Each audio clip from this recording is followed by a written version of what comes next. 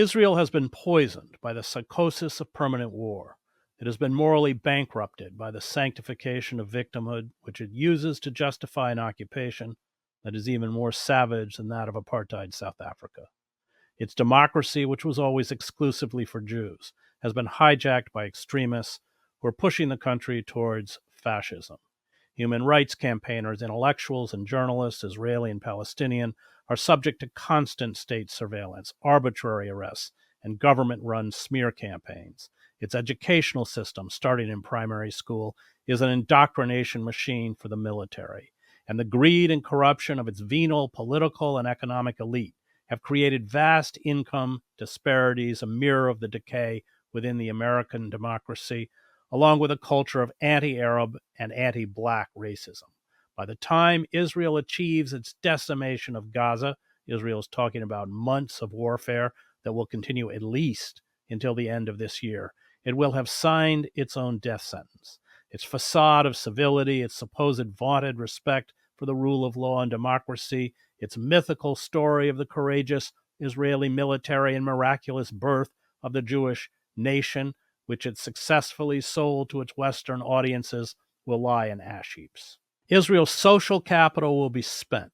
It will be revealed as the ugly, repressive, hate-filled apartheid regime it always has been, alienating younger generations of American Jews. Its patron, the United States, as new generations come into power, will distance itself from Israel.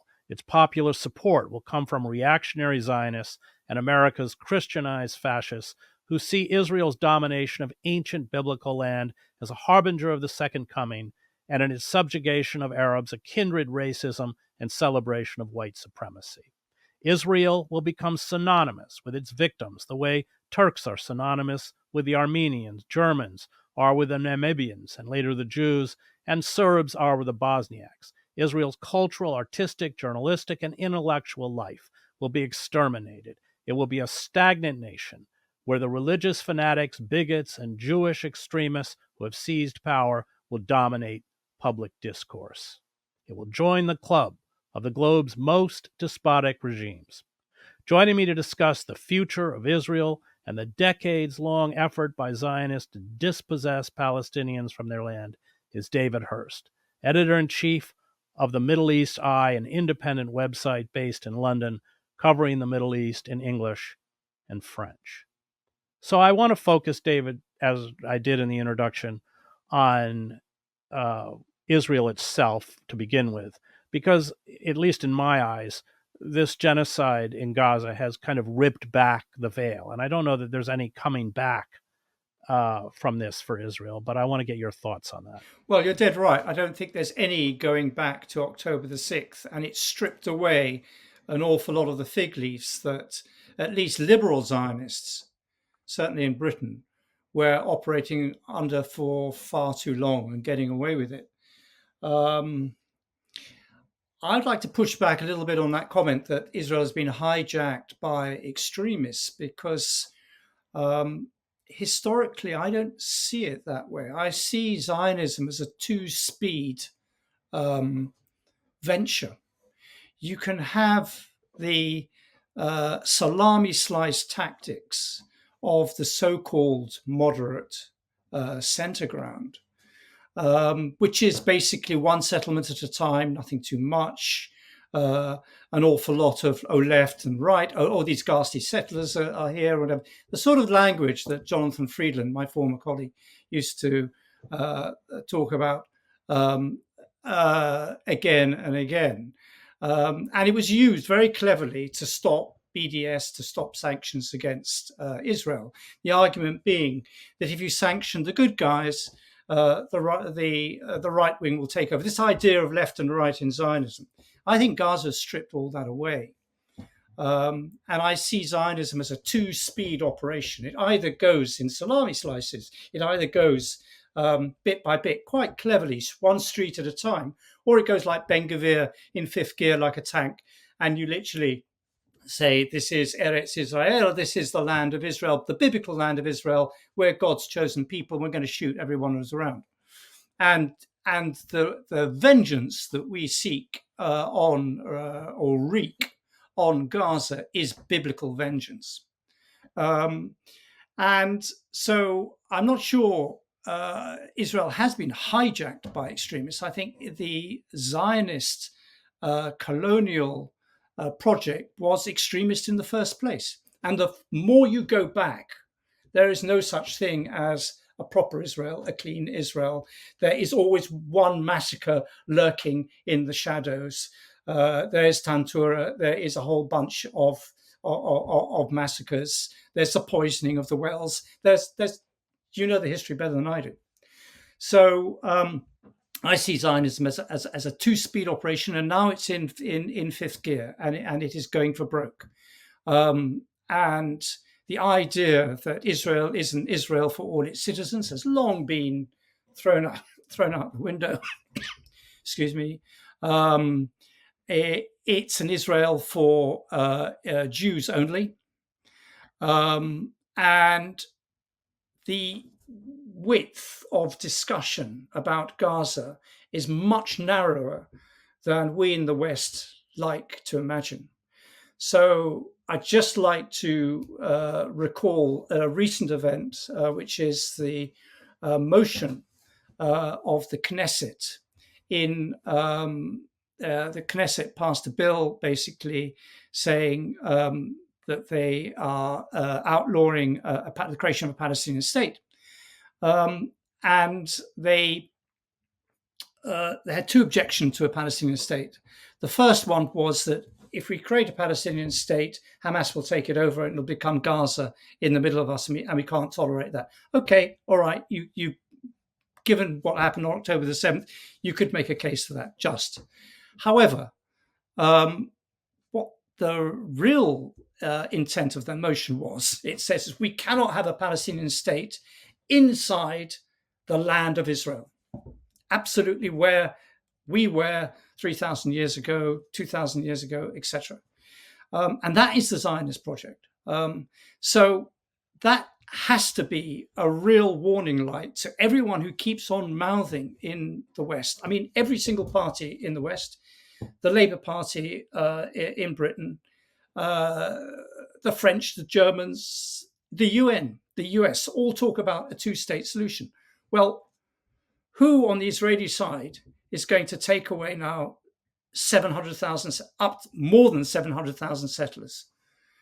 Who on the Israeli side is actually going to say, even if you are a fatter dinosaur that recognizes Israel, who is there on the other side now to talk to?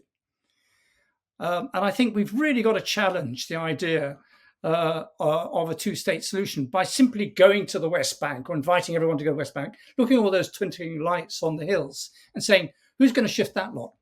Who's going to shift the roads? Who's going to shift the, and I think now 17, 18 industrial estates in the West Bank? Try driving between Jerusalem and the South Hebron Hills and just see how many roadblocks you have to go through. Just do that straight drive. I was just in Ramallah. I just went to Ramallah about 10 days ago. And, to go from Ramallah to Nablus, which should take 90 minutes, takes 7 hours. You're exactly right. Yeah. I want to clarify, because you're right about Zionism, but when I talk about extremism, and let's not forget that the Nakba and in 1967, these were liberal Zionists who oversaw the worst atrocities against Palestinians. But the difference, I think, and I lived in Israel for a while, is that the liberal Zionists, and it was all a veneer. I mean, it didn't make any difference for the Palestinians, but they fought against the religious Zionists. Meir Kahane, for instance, in the 1990s, his Koch party was outlawed. And then the government, Ben-Gvir, and these figures are essentially heirs to Kahane. In some ways, they're more honest than the liberal Zionists. So you are exactly right that the Zionist project, and all you have to do is read the private letters of Ben-Gurion, the first prime minister of Israel, the leader, in essence, the leader of the pre-1948 Zionist movement, read his letters. He's quite frank. He sounds like Jabotinsky, the right-wing, I think Mussolini at one point called him a good fascist, the heir to the Herut party, which Bibi Netanyahu's father was one of the founders of, that came out of the Stern Gang and these terrorist groups, Menachem Begin and others. that killed both British officials and Palestinians. So, yes, you're exactly right that Zionism, the engine of Zionism itself, has never altered, but the face of Zionism, I think, these religious Zionists, the liberal Zionists, and certainly when I lived in Israel, the liberal Zionists in the nature of the Koch party and Kahana, they banished these people, and now we have seen a triumph of these settler uh, religious fanatics over liberal Zionism. I guess that was the point I was trying to make. Yeah, you're absolutely right. Um, and there was a lot of pushback in those days of the Jewish underground. And in fact, there was a plot by the Jewish underground, by all the same people we're talking about now, to blow up Al-Aqsa, and that was defused by security forces. The difference now, of course, is that security forces are completely overtaken with settlers. And the So military. We should be the military. That it used to. and It used to be that if you were a settler, you could not rise within the security forces or the military. yeah, absolutely. And now, of course, you've got Smotrich and you've got Ben-Gvir actually with official positions in terms of both the finance and also the border police. So they are not just part of the government, but they are a very active part of that government.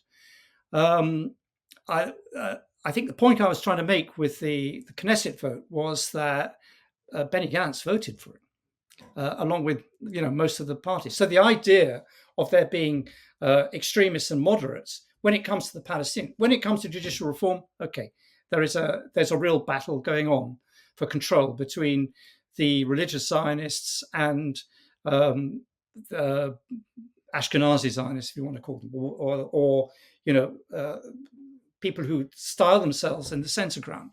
But on Palestine, on shoot to kill or shoot everyone, it's not even shoot to kill, it's shooting everyone in Gaza, there is no distinction at all. Benny Gantz, I believe, in one of his election videos, boasted about how many Palestinians he'd killed when he was in charge. There's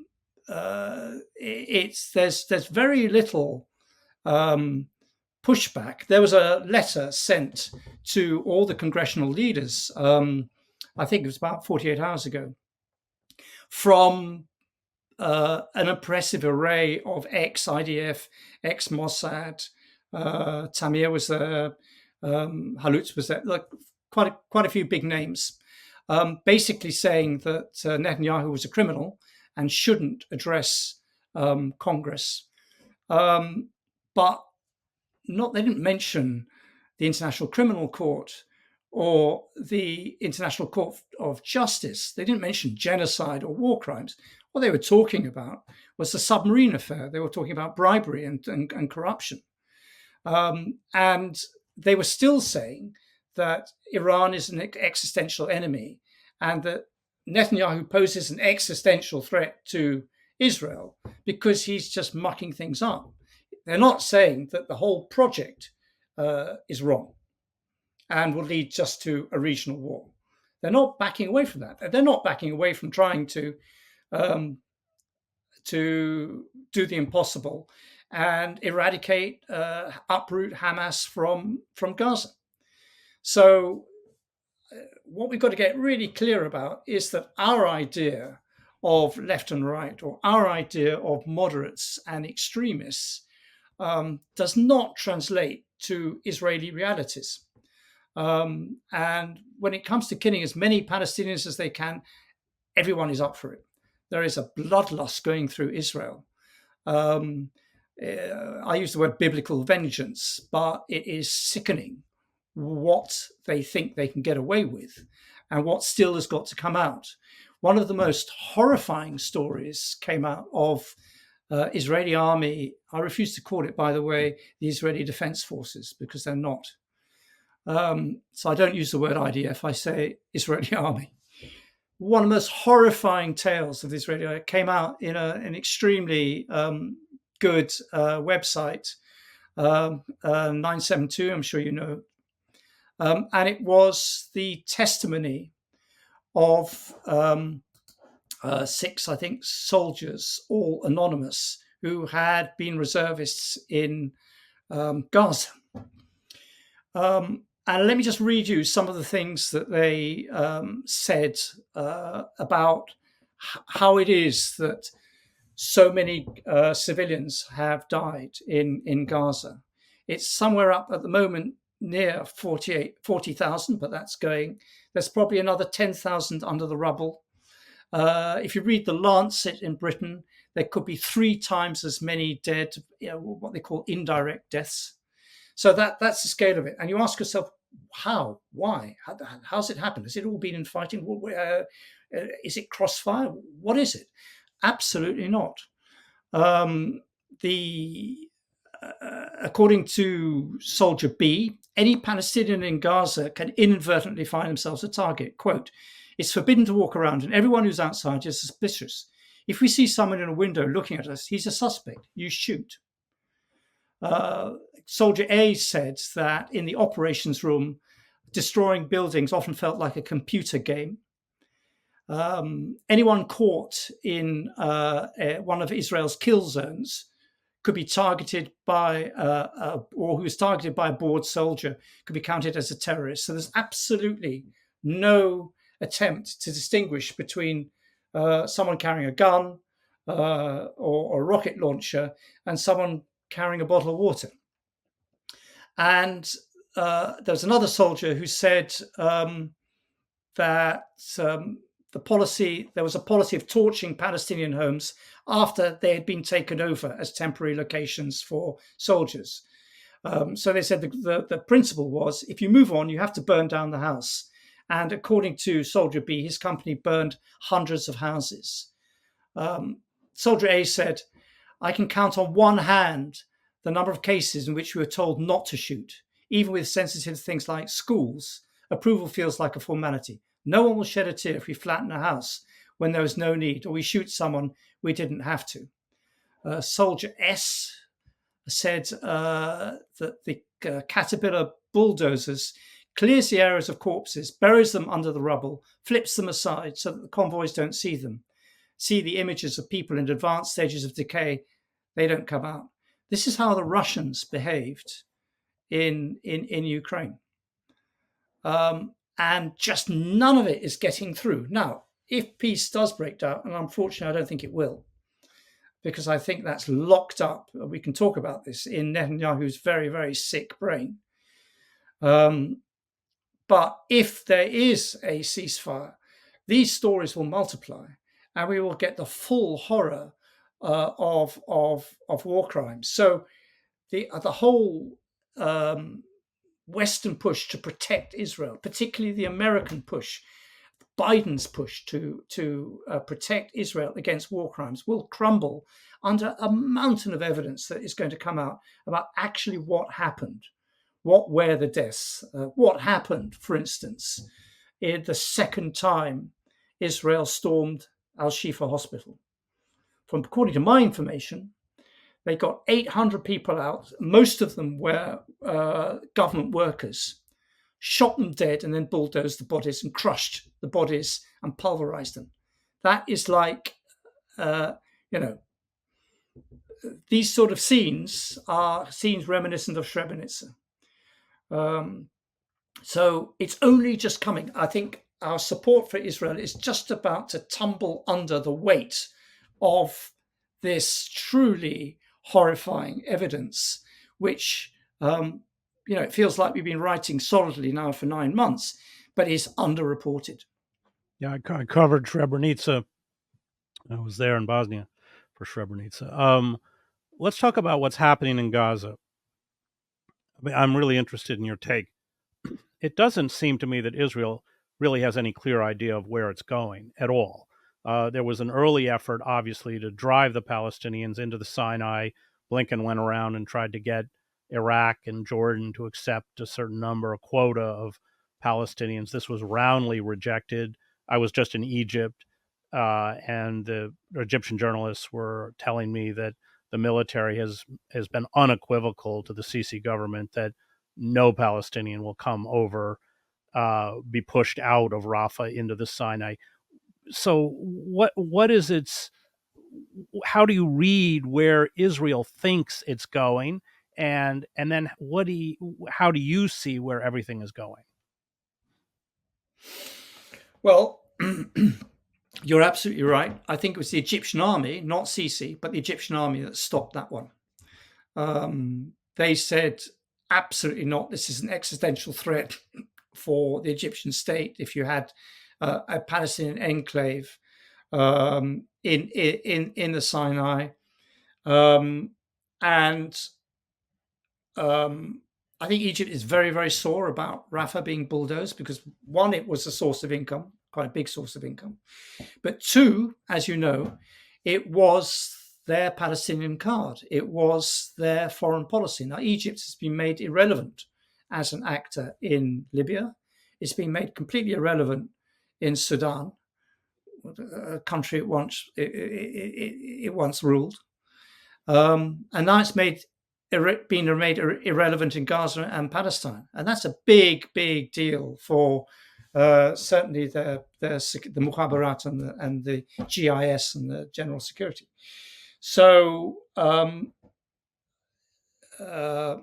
Israel's tactic in Gaza was really quite simple. It was to seal all the land borders and create a port and push the Palestinians into the sea. And there were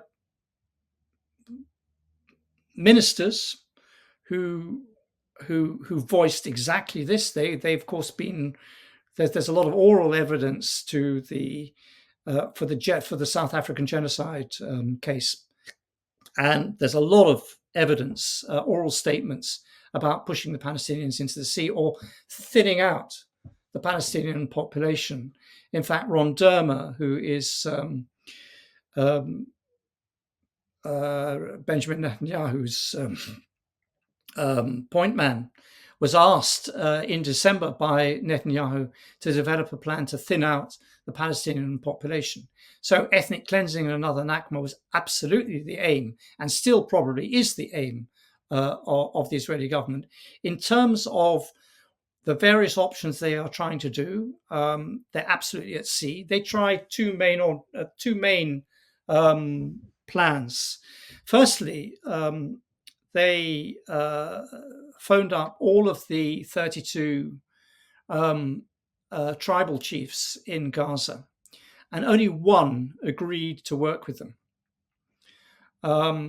There then came a statement from the tribal chiefs saying, we are not going to work for the Israelis. Now, there was a period about a month in after the October the 7th, where Hamas were really quite concerned that they would lose the population. And that was a bad period for them. However, they should have had absolutely no concerns for that, because Israel went out of its way to make this a war against all Palestinians living in Gaza, whether they were Hamas, whether they were Fatah, whether they were Dahlan, whoever they were. This was a war of extermination. And the message got through very, very quickly. So the level of public support for the resistance shot up and has maintained. There are reports of people saying, a plague on both your houses, we can't bear this anymore. And I'm not surprised by that, because every single Gazan family has been hit by this war. They've been moved not once or twice, but 9-10 times. They have had all their money taken off them in Israeli roadblocks. This has happened to our journalists. They've been shot. They have been tortured. They have been raped. There's a story of about 100 cases of rape that Al-Haq, the Palestinian human rights organization, has monitored, which Hamas has not registered because for reasons of social conservative and shame, family shame. But the Israelis have used rape, exactly like the Russians have done, as an instrument of war, torture, summary arrest. they've stolen. So this is absolutely a war against the whole people. And of course, the support for Hamas shot up and is still incredibly high. So from Israel's point of view, they cannot distinguish between Hamas and the normal population, which is why they claim that the Hamas losses are so high. So the first attempt was through to establish local governors through direct appeals to the tribal chiefs. That failed. The second attempt was an attempt to infiltrate between 40 and 160 mukhabarat, who were placed there by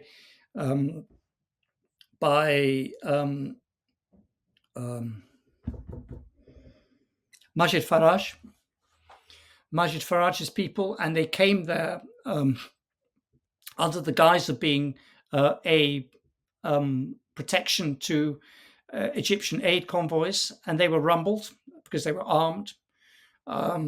They drew their guns when the aid trucks were rushed by people, and they were all captured. They tried to establish their headquarters in the headquarters of the Egyptian Red Crescent in Rafah, and they were all arrested. So that was the second attempt. Hamas dealt with that very quickly. Now the situation is that I think Hamas are confident that they don't say they're over the worst, but they militarily, they are confident that they say they've gone through so much, they're not going to go back. Every time they're asked by their more nervous colleagues in Doha or Beirut, can you keep on fighting? The answer is, yeah, no problem. Several months more, we can keep on doing it. How can they keep on fighting? Firstly, the tunnel network is much, much bigger than the Israelis thought, and much more advanced and much more sophisticated. It can run cars through it, for instance. They recently found a tunnel that was 3 levels deep, going under the Rafah border, and another one running from north to south. So they've got literally thousands of kilometers of tunnels, and that is the main strategic weapon. It's still intact. Hamas say about 20 to 30% of it has been rendered out of order, but they keep on digging. That's the first thing. The second thing is they've got a limitless supply of high quality explosive from the unexploded ordnance of Israeli missiles and bombs. They say they've got about 3,000 tons, which they recycle in their factories underground. So they've got communication north and south. They've got a limitless supply of explosives. And they've got also a limitless supply of manpower, because as you can imagine, what Palestinians would do when you've seen your families blown up, or you've seen is the Israelis set the dogs on a guy with Down syndromes and just left to bleed to death. That goes on in front of your eyes all the time. You can imagine what any brother or sister watching that would do. And the third thing that they've demonstrated more than anything else is they're not going to leave. They'd rather die in Gaza than go. This is a new generation of fighters. They've gone through, they were born after Oslo. They've gone through all the nonsense about, tomorrow, we'll see a Palestinian state. They've gone through the humiliation. They've gone through, 16, 17 years of siege. They know that Israel is counting the number of calories and controlling the number of calories they consume, even in peace. And they say, what the hell, we've had enough. This is the generation that this is the breakout generation. So I view October the 7th, horrendous though it was, as a prison breakout, basically. And a lot of Palestinians support this, really do. If you're in the West Bank, where horrendous things have been happening, we can talk about that, but there's a whole bunch of things that have been happening under the cover of war. Basically, the settlers are trying to push the Palestinians into Area A from Area C, which is the part that is controlled by Israel. In fact, Israel controls everything. And what the West Bankers say is, if it works in Gaza, we'll be next. So you've got this absolutely, if anyone is facing an existential war, we use the word existential a little bit too much about the Jews. And being Jewish myself, I'm fed up with it. I think they are the people facing a real existential crisis are the Palestinians, and they're standing up to it, and they're behaving like real warriors. Where do you see, I have a hard time figuring out how this is going to end. I mean, it's clear what Israel's intent is. It wants to depopulate Gaza and make Gaza uninhabitable. But I don't see it, and it can keep going as long as the United States keeps funneling weapons. I think I read 68% of munitions that Israel uses now come from the United States, and I don't see that ending. So, how do you see this, playing out? Well, Israel's got a very big problem, and that is it's going back and back and back over the same areas to destroy Khan Yunis again. For the second, third time, it'll destroy Rafah again. It'll go back to Gaza City again. It will not be able to pacify Gaza. So this will be, even if it is low level, it will carry on. They've got a real problem trying to work out who's going to run the place and how it's going to get run. There are rival projects at the moment. I don't think any of them will take off. Basically, there's a sort of US-sponsored plan with the UAE and possibly also with Dahlan, Mohammed Dahlan, who is mentioned as a possible figure that could be acceptable to Hamas. That also has a whole backstory to it, which we could talk about. But even if you take, for instance, UAE, there's a recent suggestion that the Emiratis would put ground troops in.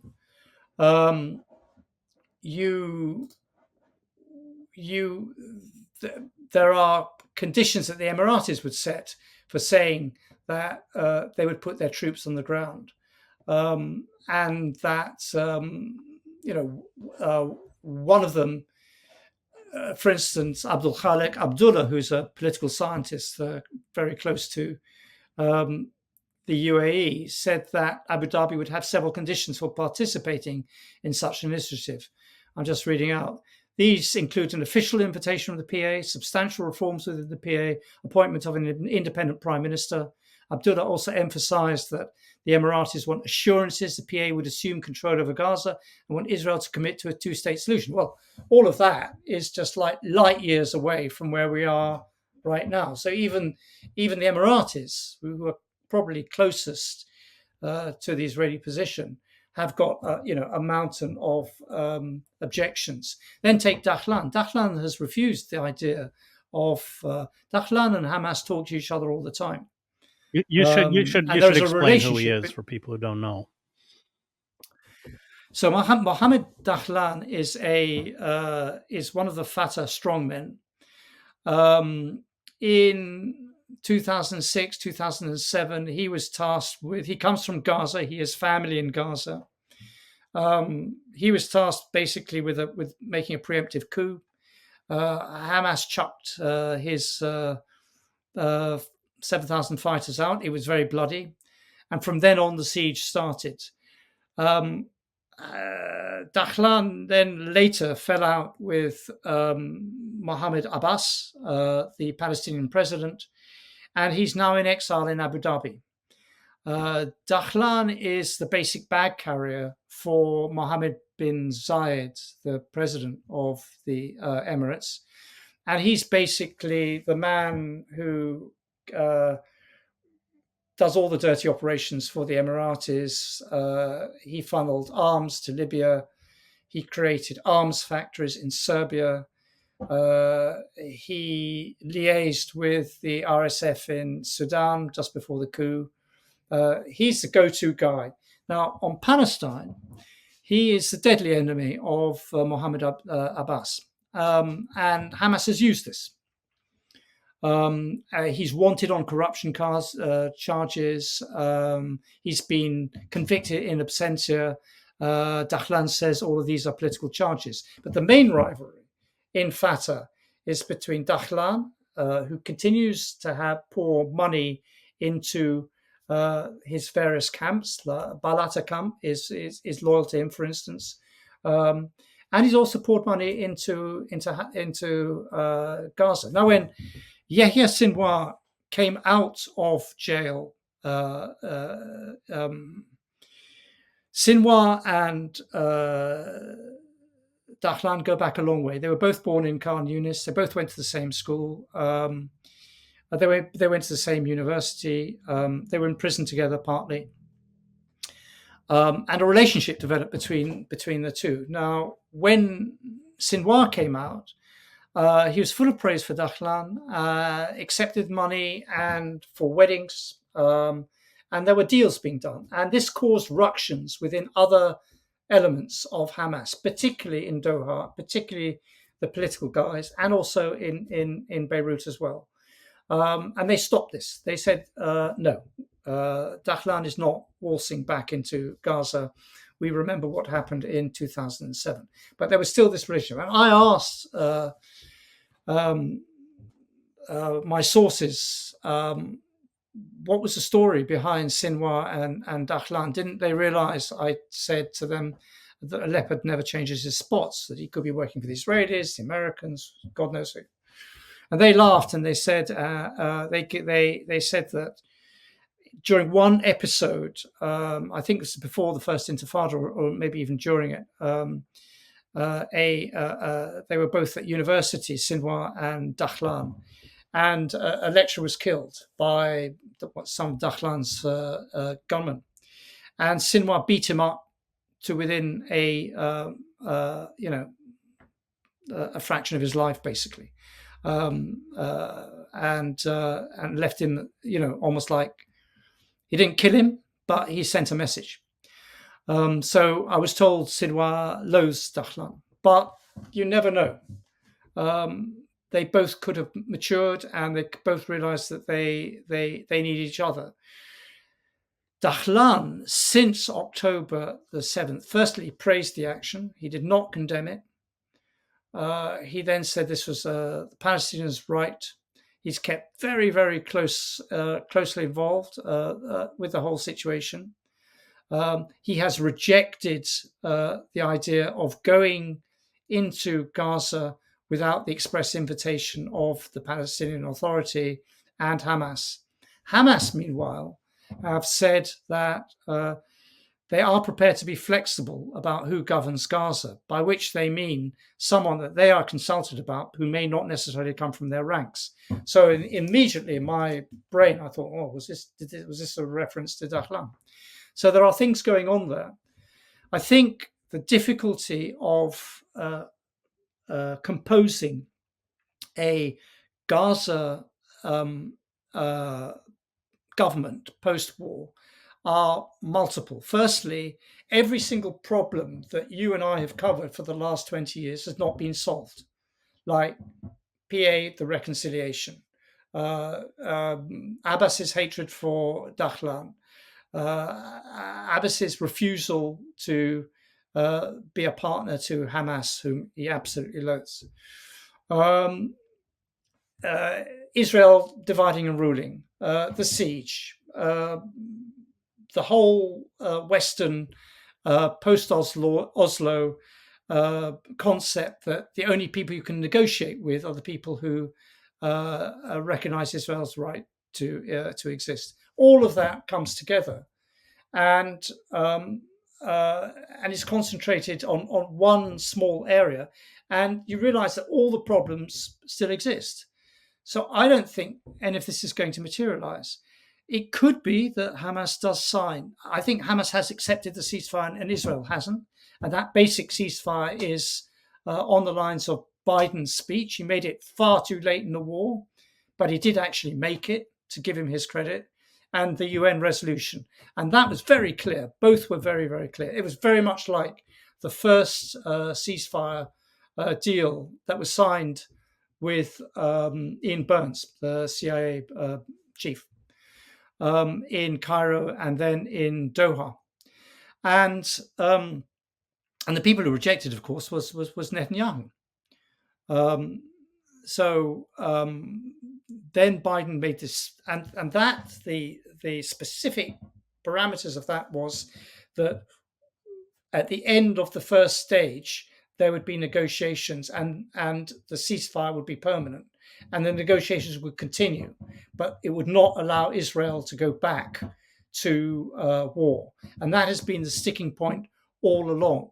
Now Biden changed policy on that, but too late in his speech, in which he said this was an Israeli offer. Of course, it wasn't an Israeli offer. It was it was Burns coming out again. It was the CIA, and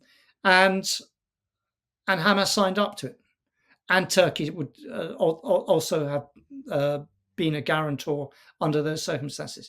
It is Netanyahu who cannot sign that deal not because Gantz has left his war cabinet, but because Ben-Gvir could walk out of the coalition. And then what you've got in Israel is Ben-Gvir, future prime minister, seizing the mantle of the right-wing coalition between Likud and the religious Zionists.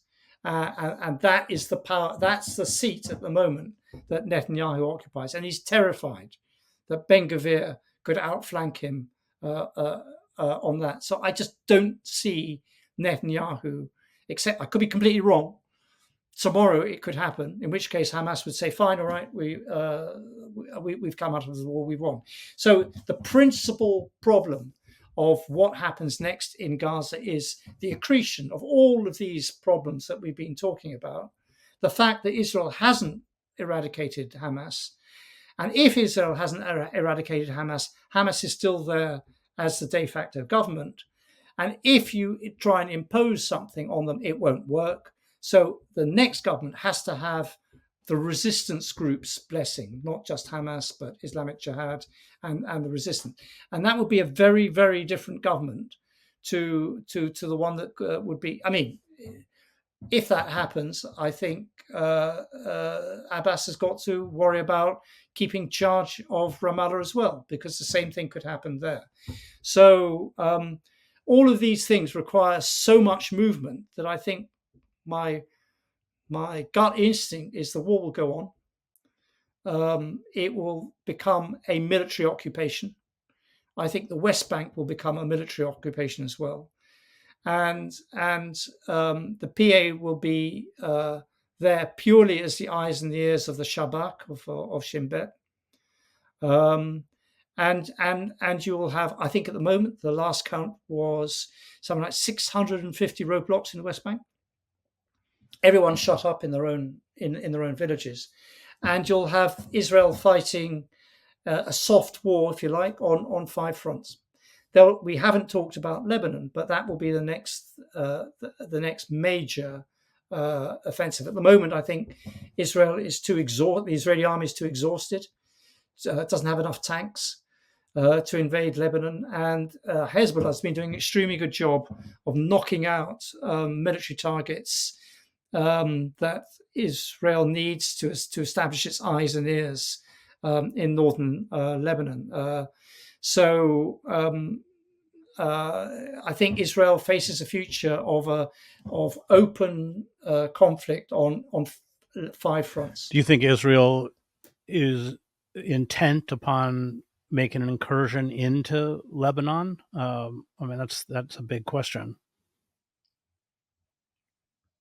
Well, the motive for that is internally displaced people from the border. I mean, if you're a Palestinian and if you are, journalists like us, you'd laugh at a notion that Israel can't stand internally displaced people. What has it done to the Palestinians? But it has. I think there's something like 60,000 still living in hotels after 10 months. And there is pressure to start that. There's also continual back and forth. They can't stop trying to eliminate Hezbollah commanders, and so it's got its own momentum. There are other indications that an invasion of Lebanon is a matter of when rather than if. I understand, it's actually not a story I've actually yet written, but I understand that the Qatari diplomat has flown to Beirut to talk to Hezbollah and offer Qatar's services as a mediator should war break out, and that's been accepted. So that's one indication of sort of long-term planning for the war. And other indication are the direct talks that the US officials have had with Iranian officials in Oman about setting the parameters of Iran's pushback if and when Israel invades Lebanon. So I think it's stalled for the moment because of technical means, tanks,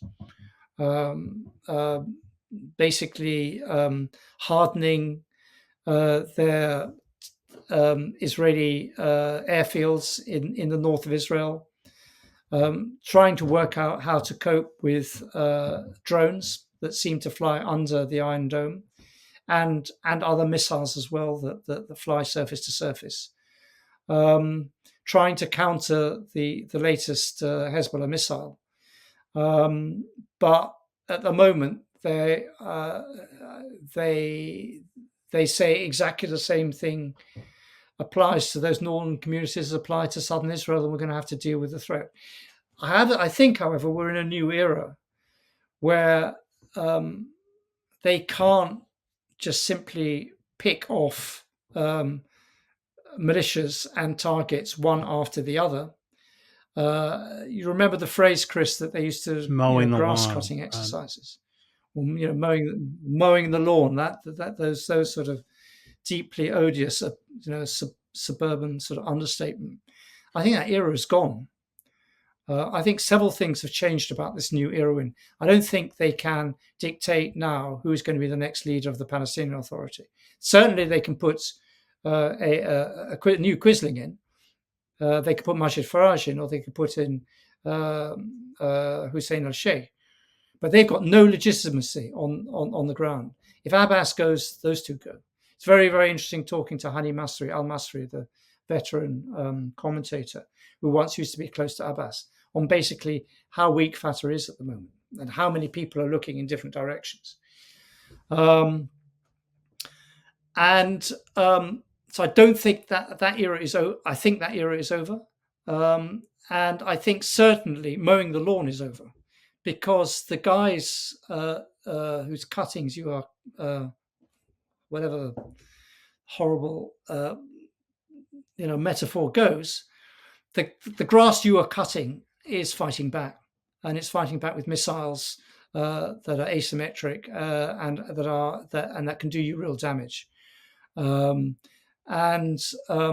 If you look at the West Bank, there have been two incidents now where Israeli troops have walked into Iraq-style bombs, roadside bombs, that have blown up heavily armored vehicles and killed people inside them.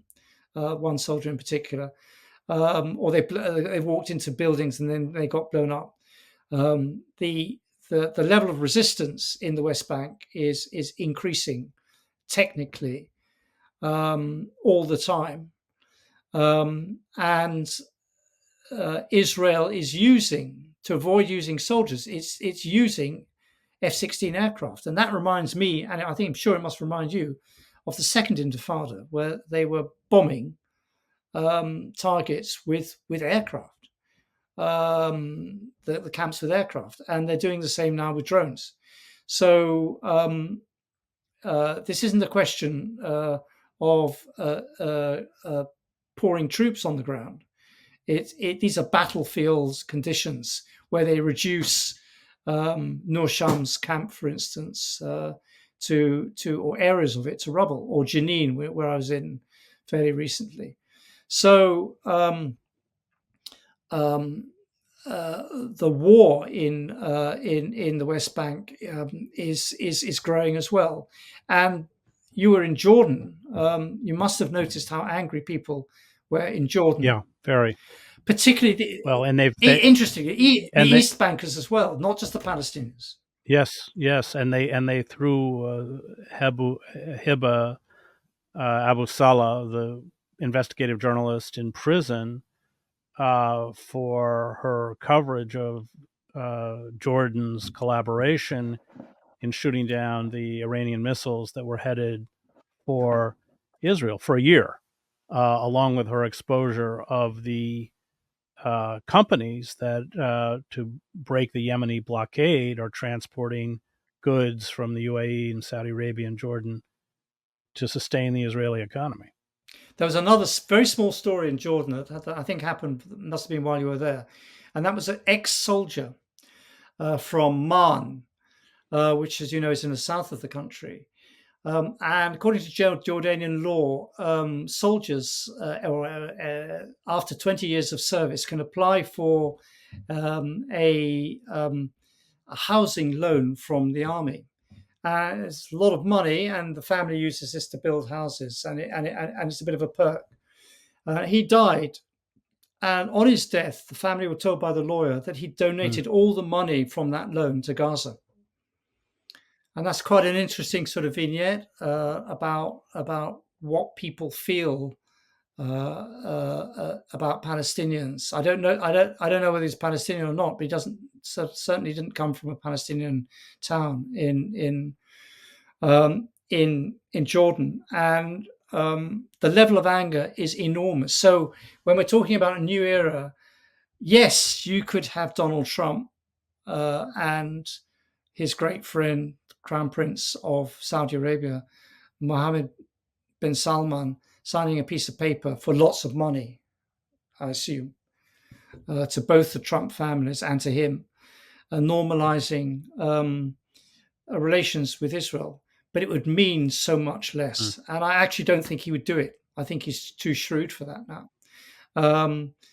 Because Saudi Arabia owned the Arab Peace Initiative. It was signed in Riyadh.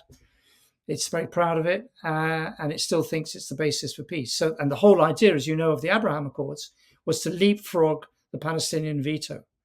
So I don't think we can go back to those days.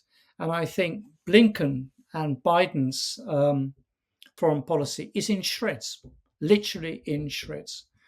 And it basically has to be rebuilt from the bottom up. We have to have Western governments that say the Palestinians should be able to support their own leadership and to vote their own leader in, right?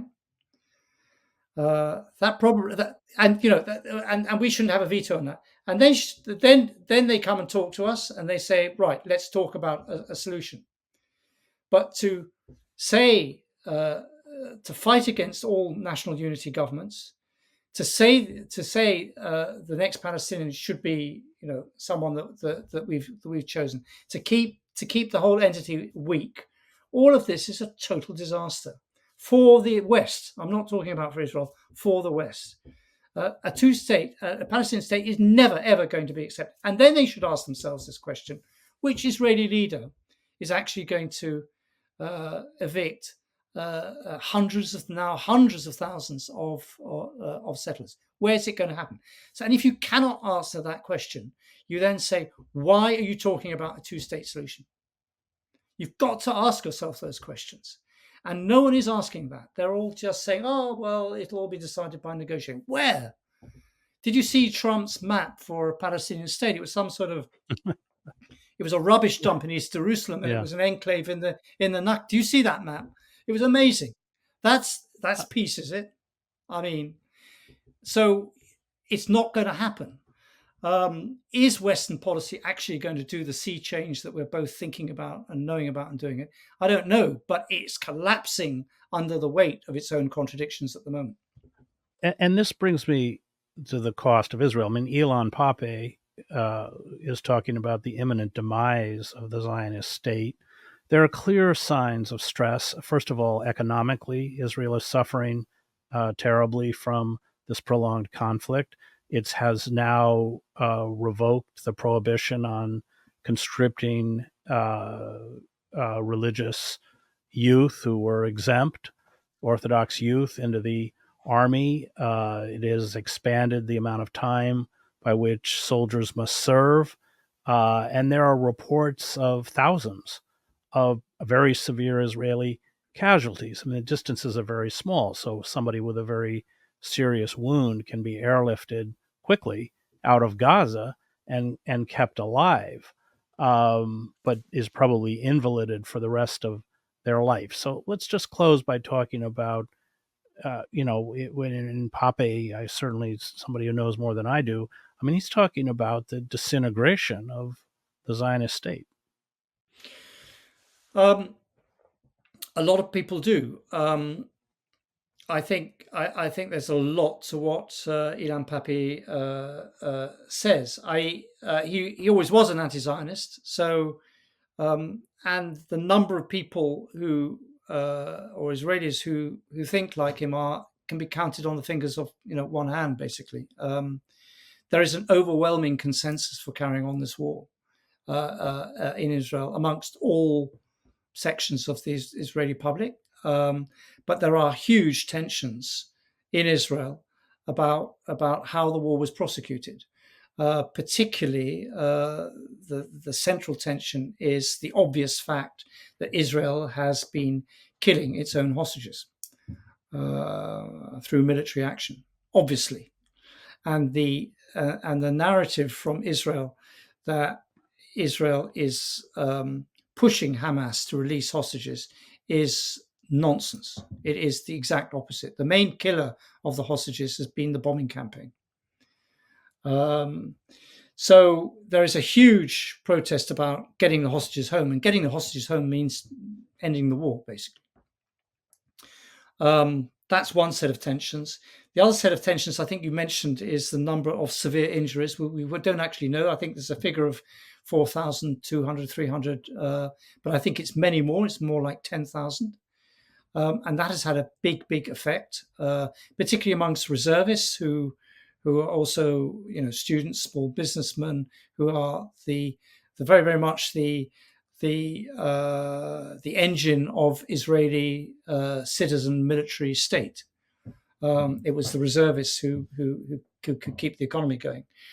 There's another factor that we haven't mentioned, is that the number of Israelis who are now taking European or foreign passports and are shifting their money abroad, particularly to Cyprus, Portugal, France, Greece, Britain.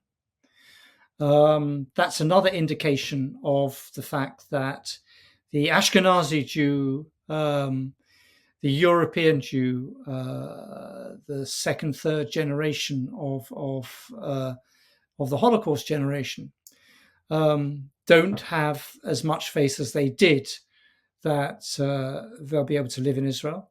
Again, as a journalist, you want to know how many people, how many passports, why. You don't want to keep on the sort of anecdotal plane. You actually want figures and facts, and of course, we're not getting them. So that is anecdotal rather than, but it is certainly a factor of the number of people actually leaving Israel. Israeli Jews, I'm talking about. I've heard the numbers as high as 400,000, 500,000. I don't know if you've heard a figure that high. Those figures have been banded up, but there's been nothing officially admitted yet. So that's another indication. I think Israel. I mean, how do wars end? Wars end through mutual exhaustion. Wars end through both sides realizing they cannot gain their objectives through military means alone. I think Israel is a long, long, long way away from that. I think it's on that journey, but it is many years away from realizing that they can't solve the Palestinian problem through arms alone. As soon as they come to that conclusion, we're into a different world where they sit down honestly and say, how can we share this land together? And I don't care whether it's a one state or a two state or no state, but it has to have that how can we live together type approach, which did happen in Ireland. Well, I was a correspondent in Ireland in 1985 during the Anglo-Irish Agreement. And at that time, you could not have got a Republican that said, I will participate in Stormont, which he would have called a partitionist assembly. It would have been unbelievable to have Ian Paisley and the head of the IRA sit down together and laugh. They became known as the Chuckle Brothers.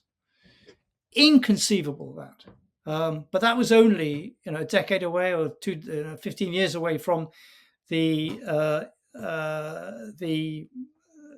Easter Accord, the Good Friday Accord, when exactly that happened. But if you read it, but if the dynamics of Ireland are a mirror of what might happen in a conflict as bitter as the Palestinian-Israeli conflict, it would be settlers sitting down with Hamas. It would not be the moderates of each side talking to each other who'd already put down their guns, because the real talking wasn't done between the SDLP and the OUP, the official unionists, and the SDLP, the Catholics. It was done between Sinn Féin and the DUP, and it was done between the IRA and the Protestant paramilitaries. And they were the force for peace. It was the paramilitaries on both sides which were the force for peace. So I think we're a long, long way away from this. And I think Israel still feels it can basically wipe Palestine off the map. And if it has Ben Gvir as a prime minister, it will absolutely do that. But what's changing, I think, and this is a big, big difference, is that Israel has lost world opinion. It really has lost the Jewish youth, American youth, and I think it's also lost its grip over the political support. And I think it was very, very interesting how, in a transition between Biden and Harris, it was said again and again, Biden had to support Israel instinctively on October 7th because he's the generation that remembers the Holocaust. It's almost like he was like generationally Zionist, and Harris doesn't have that. I think that's being a bit too optimistic. I think Harris will be still in the grip of all of those arguments produced by the pro-Israeli lobby, which is like, a complete grip on the thinking of certainly the Republicans, but also Washington in general.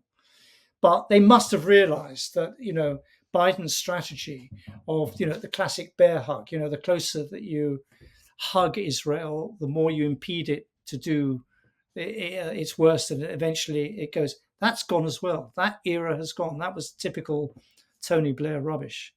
That the closer you stay to Israel, the more you restrain it.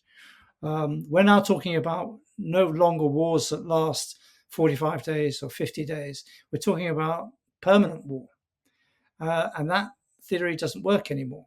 And someone's got to feed those bombs. And so the pressure from we can see it already.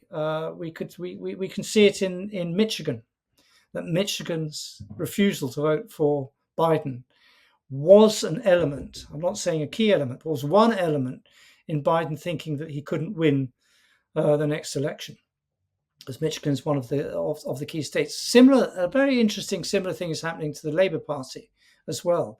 There was a Muslim boycott of Starmer, and he lost five seats, as you know.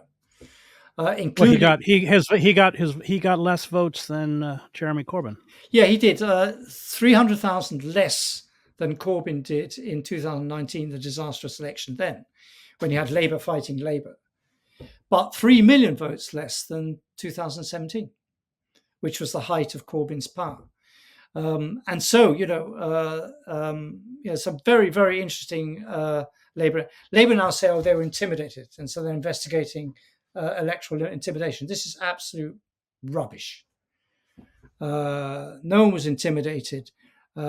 People voted against them because of their record on Gaza, quite rightly. And you had, high flyers like Wes Streeting as health secretary, who got in by only 500 votes. That's how much that was in Ilford North. And now, lo and behold, you have David Lammy saying, yes, we're restoring money to UNRWA, and they're going to restrict. We reported this today as an exclusive, but there are rumors that reports that he's going to restrict arms sales to UK, not cut them off, but restrict UK arms sales to Israel. That's a big change. And that they are withdrawing their objection to the International Court of Justice, the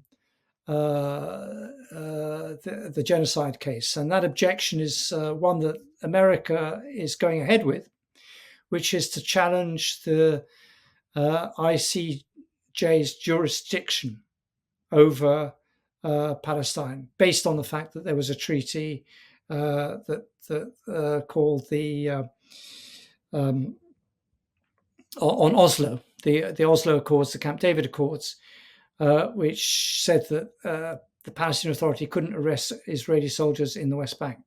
And that's the basis for saying that the ICJ doesn't have the right to send arrest warrants for Netanyahu and for the defense minister, Yoav Gallant, and also the Hamas leader as well. So they're withdrawing that objection. All of those are small steps, but it's a response not to their conscience, because they were absolutely for the Gaza campaign for so many of the last 10 months. It's due to electoral pressure. So I think in the long run, Israel has done itself immense damage by basically trying to